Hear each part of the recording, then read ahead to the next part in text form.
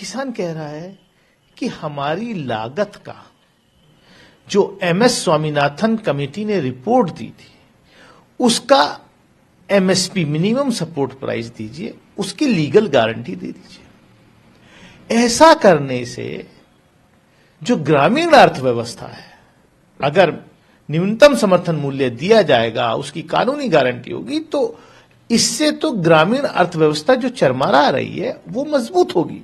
और भारत क्योंकि एक कृषि प्रधान देश है, तो देश का अगर कृषि सेक्टर मजबूत होगा, ग्रामीण अर्थव्यवस्था मजबूत होगी, तो भारत की अर्थव्यवस्था मजबूत होगी। किसान क्या मांग रहा है कि जो मजबूर किसान जो परेशानी में लोन लिया वो नहीं रीपे कर पा रहा है, उसकी जमीन ऑक्शन ना करे। आपने अपने क्रोनी कैपिटलिस्ट मित्रों का 15 लाख करोड़ रुपया माफ कर दिया जब से आप सरकार में आए हैं, 2014 से लेकर अब तक। और किसान का छोटा सा रकम है लोन की, वो अगर डिमांड कर रहा है माफ करने की, क्या बुरा कर रहा है? आप स्वामीनाथन जी को, एमएस स्वामीनाथन जी को भारत रत्न देंगे, लेकिन स्वामीनाथन जी ने जो जिंदगी भर संघर्ष किया, जो एक किसानों के प्रति उन्होंने एक जो रोल मॉडल बताया कि किसान कैसे तरक्की कर सकता है, उनकी रिकमेंडेशंस को इंप्लीमेंट नहीं करेंगे। और दिल्ली में आने से इस देश के अन्नदाताओं को क्यों रोका जा रहा है? क्या उनका हक नहीं है?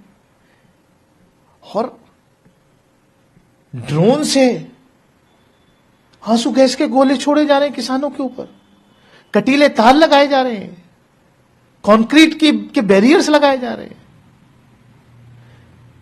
चाइना बॉर्डर पे ये लगाने चाहिए, जहां पर हमारे देश के चरवाहों को चाइनीज सोल्जर्स आकर रोकते हैं। ये देश के अन्नदाता देश की राजधानी में प्रधानमंत्री से गुहार लगाने आ रहे हैं। लोकतंत्र में किससे इंसाफ मांगेगा इंसान? आपने हमें इंसाफ नहीं दिया, हमारे साथ गाली गलौज हुई पार्लियामेंट के अंदर, हम समझ सकते हैं कि आपकी राजनीति को यह सूट करता होगा, लेकिन देश का किसान अन्नदाता आपसे गुहार लगाने आ रहा है, आप उसके ऊपर जो है ड्रोन से आंसू गैस के गोले छोड़ रहे हैं, आप कटीले तार बिछा रहे हैं उनकी राह में। ये बहुत ही दुर्भाग्यपूर्ण है, देश के लोकतंत्र के लिए अच्छा नहीं। सर, क्योंकि ने जो है आज घोषणा की है कि जब भी हम केंद्र सरकार में आएंगे तो हम एमएसपी रिपोर्ट के अनुसार उसको लागू करेंगे।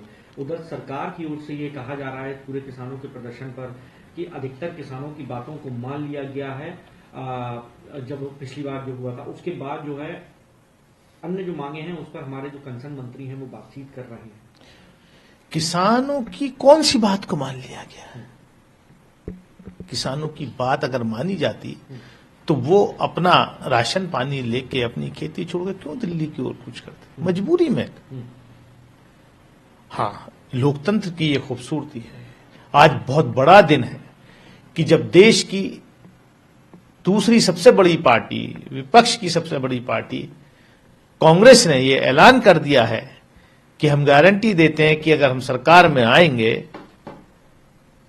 तो न्यूनतम समर्थन मूल्य को, मिनिमम सपोर्ट प्राइस को गारंटी दी है, उसको लीगल राइट बनाएंगे। ये बड़ा अनाउंसमेंट है, इसको किसानों को सेलिब्रेट करना चाहिए। लेकिन किसान अपना मांग करने आ रहे हैं, बीजेपी को किसने रोका है? प्रधानमंत्री जी तो बार बार कहते थे हम किसानों की आमदनी दोगुना कर देंगे 2022 में। अगर किसानों की आमदनी दोगुना हो जाती तो किसान सड़क पे संघर्ष करने थोड़ी आ रहे होते। ये भी एक जुमला रहा, साबित हुआ आपका। नौजवान सड़कों पे हैं, रोजगार आप दे नहीं रहे हैं, करे तो क्या करें?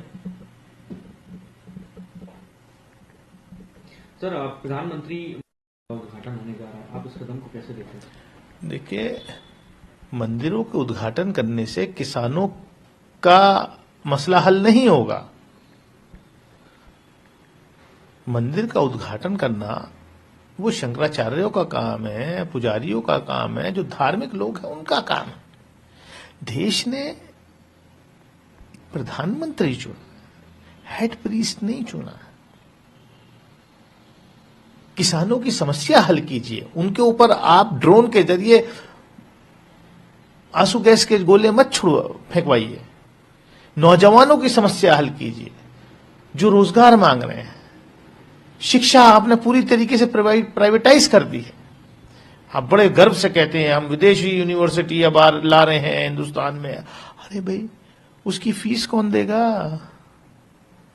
क्योंकि आप रिजर्वेशन खत्म करना चाहते हैं, आपका मकसद यही है। बाबा साहब डॉक्टर भीमराव अंबेडकर ने जो इस देश के शेड्यूल कास्ट शेड्यूल ट्राइब्स को रिजर्वेशन दिया, या बाद में मंडल कमीशन ने जो ओबीसी को रिजर्वेशन दिया, जो 70 साल में पीएसयूज बनाए गए, उन सबको आप सबका निजीकरण कर रहे हैं। आप नौकरी रहेगी नहीं। अच्छा, फिर नौकरी पीएसयू गई तो जो यूनिवर्सिटी जो ऑलरेडी गवर्नमेंट की यूनिवर्सिटीज है उनको आप फंड्स नहीं दे रहे हैं। गरीब का बच्चा, दलित का बच्चा, पिछड़े का बच्चा कहां पढ़ेगा? प्राइवेट यूनिवर्सिटी में 50 लाख रुपए फीस देगा क्या किसी की?